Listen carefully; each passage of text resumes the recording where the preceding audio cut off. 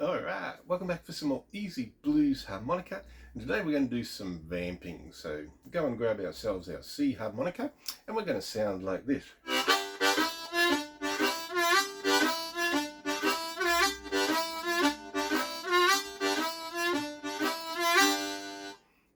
Now that is my favourite vamp to play, one of my favourite things to play on harmonica. I play it a lot and I use it over a lot of different tunes, a lot of different songs. Realistically, all you've got to do is just change the rhythm around a little bit. Now how I like to play it, it's basically on hole 2 and hole 1. And it starts on hole 2 draw. Then you just go straight to hole 2 blow,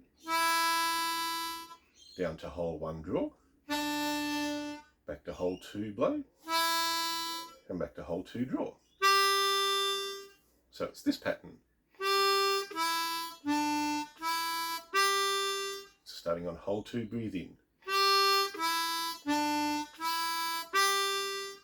Now it's important to get it clean sounding as just on single notes before you start to add in other little extra notes and things like that. So the easy way to start is on hole 2 draw, so a 1, 2, 3, 4.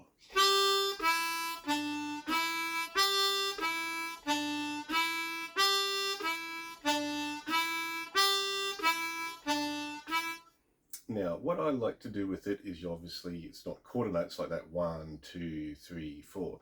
I like to go ta ta ta ta ta ta ta ta, so eighth notes. So at the same sort of speed, 1, 2, 3, 4.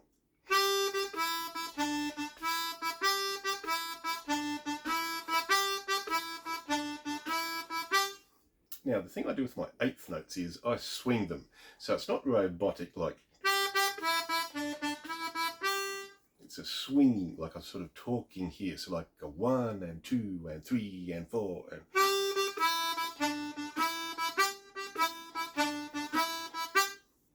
Cool. Now the other thing I do to it is I get it sloppy, which basically means instead of just using hole 2, I use hole 1 and hole 2 and also a bit of hole 3. So I'm sort of.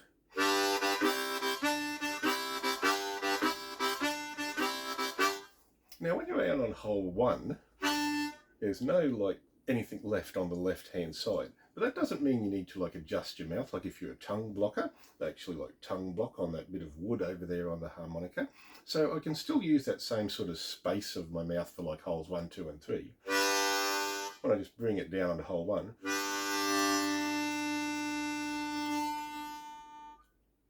there's actually a bit of my mouth hanging off the harmonica there. Helps me get in a bit more air if I want to. If I don't like that sort of sound, I can make it a bit more airtight.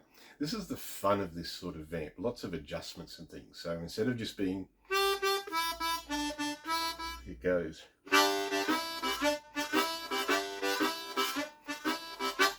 And there's one last little trick that I like to sort of do. Instead of just using like my hole 2 draw and my hole 2 blow, I like to bend when I slide between them. So like sort of really slowly with just those single notes. It's just.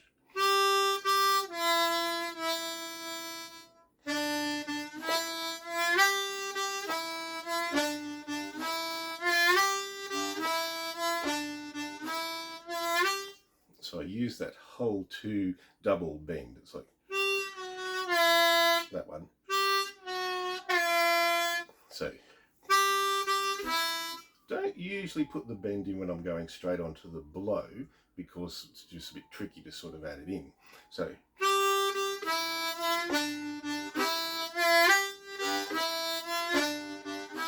pretty much any time I'm going to use a draw note, I like to bend that true 2 draw first. So from very, very simple, start to swing your eighth notes. So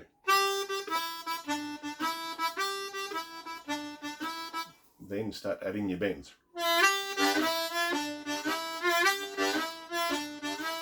And like you hear, a little bit sloppier.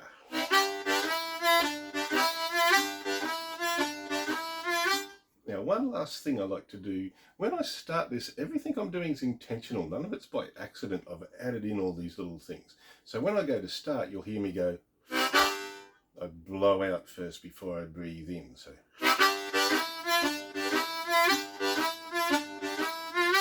what's a good way to practice this one? Well, I like to have a bit of a cowbell metronome going. We'll kick that off in the background here, hopefully. Not playing, tweaking. There's our cowbell. Sweet. So something fun to do this is have your metronome on your 2 and your 4. So what that basically means is it's tricky to sort of get the count started with 2, 3, 4, 1, 2, 3, 4, 1, 2, 3, 4, 1, 2, 3, 4. And count a while, get used to the rhythm of it, because I've been playing by myself before. So 2, 3, 4, 1, 2, 3, 4.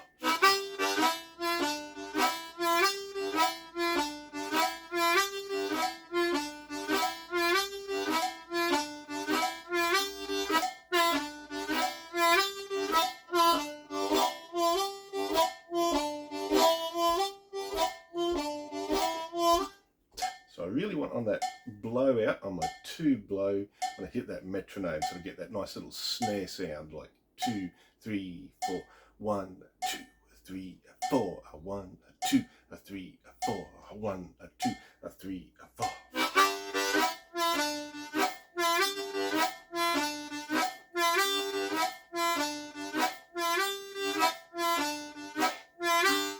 Nice. Now the other thing we can do, that's probably not going to stop. The cowbell won't stop. There we go. So a good way to practice that one is with our metronome on the 2s. But another thing we can do with this one is we can add it into our backing track that we've using before. So if we cue up our Blues backing track Jam by MCCD Sessions, this is the Chicago Blues Shuffle, so we can play along with this one too. And you might sort of think, well, that's fine for the 1 chord, like we're basically playing the 1 of the chord, the 6 of the chord, and the 5. So we could change that for each chord change, but you can also keep the same sort of thing going all the way through the song. It's a bit like a bit of a suspense joke or hypnotism. We keep the same thing going all the time, and then the more similar you can keep it, the more your little variations and things will stand out. And remember, we've been talking about like playing with the band. Like in this backing track, like the guitar does a few little features, the drums do a few little features. So I'll have the backing track up and I'm going to put it up just a little bit louder so that we can hear it. I still want you to hear me, but basically I want to play fairly quietly, and I would play this a little bit quieter than what you'd hear me playing it now. And we're just going to keep that vamp going through the entire song. When there's a bit of a solo, we're going to quieten ourselves right down, but we're going to keep that feeling going. Now, slightly different tempo to we had with our cowbell metronome, so listen for the count-in, and away we go.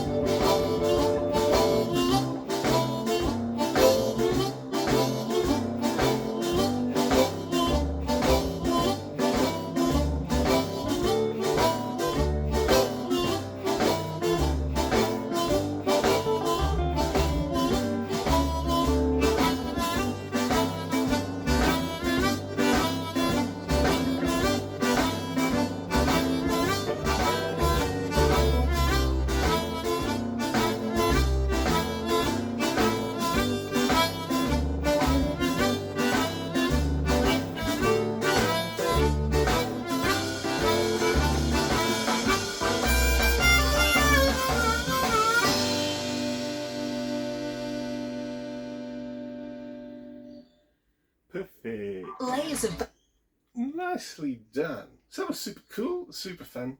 And what's good with that is you can vary things. So we've got our groove established.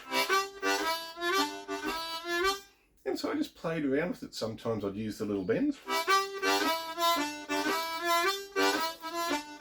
Sometimes I wouldn't. Play with your little cups. Those for sound, nice and soft. So things to sort of play around with there. And then one of those I sort of accented the breathing out. It's like